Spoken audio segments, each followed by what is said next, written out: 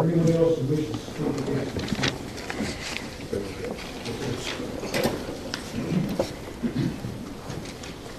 Mr. Mayor, City Council, Recreation Committee, appreciate the opportunity to share my thoughts. I think the greater argument and perspective that needs to be considered is, Could you state your name? I'm sorry, yes, Franklin Lawson, 156 49th Avenue Northwest. I think the greater argument here is not whether we're considering restricted and non-restricted, but where will we not allow our citizens to protect themselves and their families from the threat of criminal elements.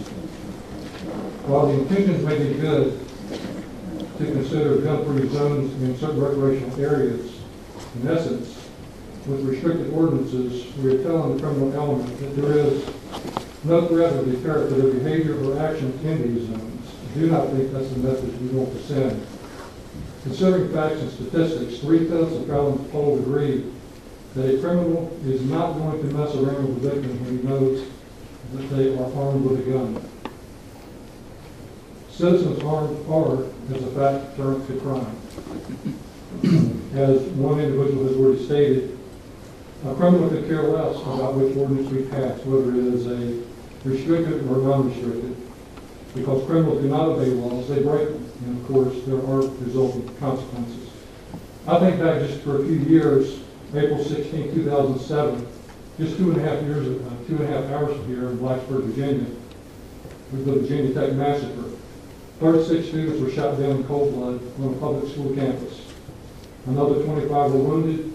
A total of 61 students, all unarmed and incapable of protecting themselves. Why? Because of restricted rights. What if they could have protected themselves? What if our campuses actually had concealed carry permit options? One student with one permit may have been able to save the lives of dozens of students, but we will never know that because 61 students were never given that option. In our parks in North Carolina, will we take that right away as well? How many innocent men, women, children have been raped, robbed, beaten, molested, killed, with no opportunity to defend themselves due to restricted rights? I would say too many. What if any of them had been armed, or at least had the opportunity to protect themselves? Again, citizens that are armed are a deterrent to crime. I encourage you not to limit our ability to defend ourselves and protect ourselves, our loved ones, and our property, but request that you align this ordinance to support the rights stated in the Constitution of the United States, as well as to protect our freedoms, rather than participate in the limitation and destruction of them. I pray that you will stand on the side of liberty and not limitation. Thank you for your time, and may God bless you, and may God bless America. Thank you, Mr. Wilson. Is there anyone else who would like to speak against this proposal? I'm going to offer those who wish to show their position against this proposal to raise their hand. We're going to count those. You don't have to do so, but if you wish to do so, you may.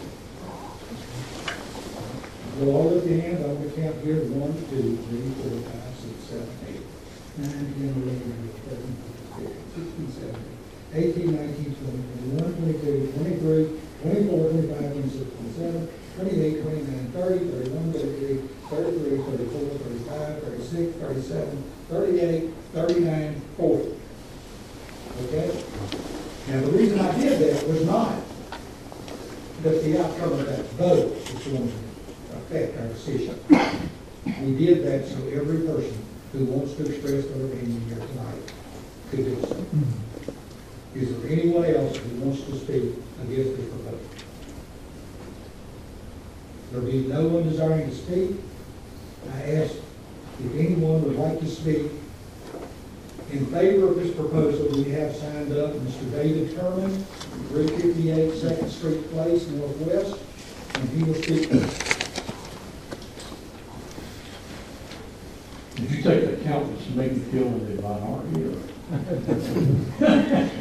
just need everybody here who wanted to express their opinion in some way to have a chance. Okay. Well, I am opposed to handguns in our parks and recreation centers, and so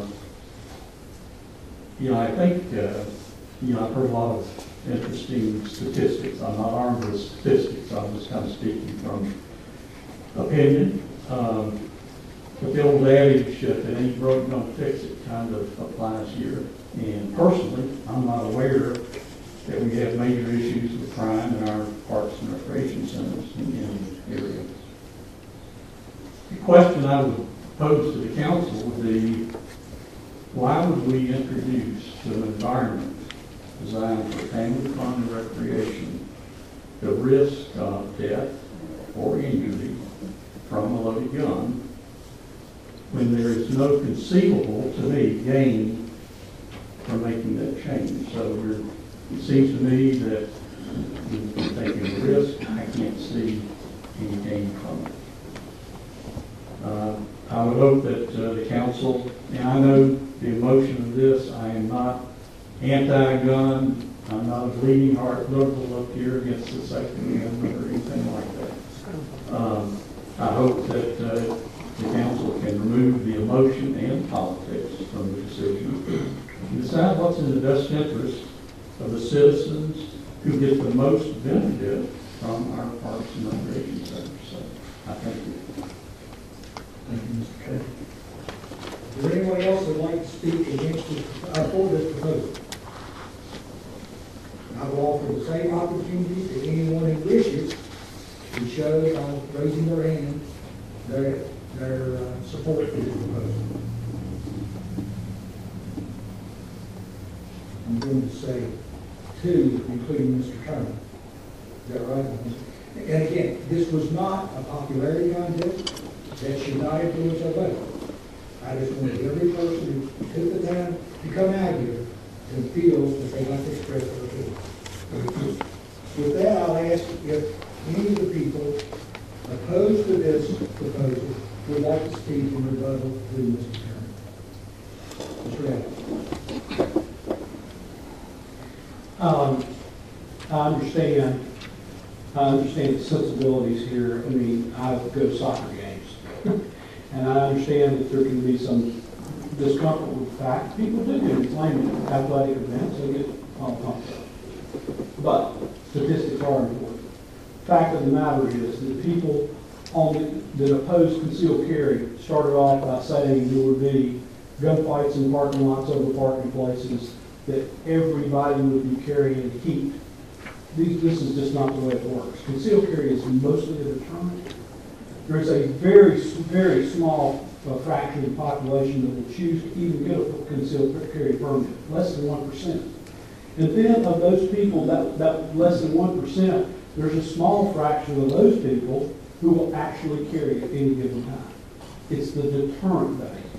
The notion that a criminal is actually a pretty cowardly character, and he carries a firearm for the purposes of having it dated. And if he goes into a place where he thinks that a trained, law-abiding person may be carrying a firearm, his desire or his willingness to work his mission is chilled. It's reduced. That's the value of concealed carry. It's not like everybody's going to be carrying a firearm. It simply permits law-abiding citizens the opportunity to carry and to not just protect themselves, but protect others as well. So I understand the emotions that are involved. Statistics are important. Concealed carry has had an enormous chilling effect on crime. And the statistics that have been compiled have been carefully scrutinized. The people who oppose firearms have done everything they possibly can to discredit the numbers. But the numbers are good. Concealed carry has been a good thing. And as I say, I understand the concern, but I would strongly urge you to not restrict carry.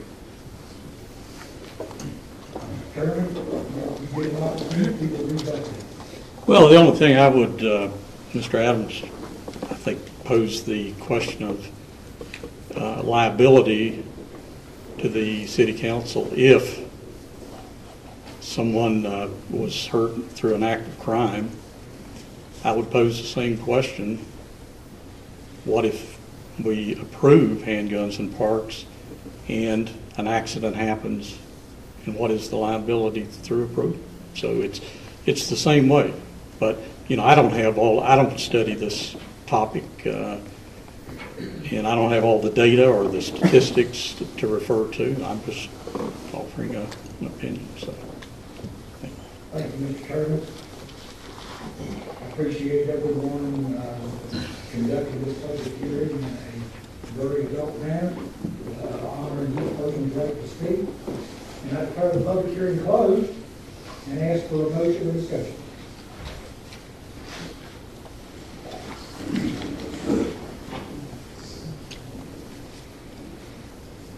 I'll put a motion out there that, okay. Well, I thought somebody else might have.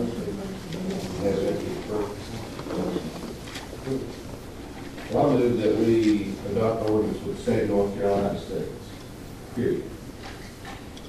We have a motion, we have a second. Second. We have a motion and a second. Any discussion? Yes. I personally oppose any firearm for citizens. I think that's just my personal opinion. Ms. Babs knows me very well. I dislike firearms, and what it says is a sad state for our society to have people that feel like they have to arm themselves in part or in bullets to protect themselves, and what it says about our society. My constituents, not the citizens that have come forward, all of us, I think, with emails, cut and paste, that don't bother to identify who they are or where they live.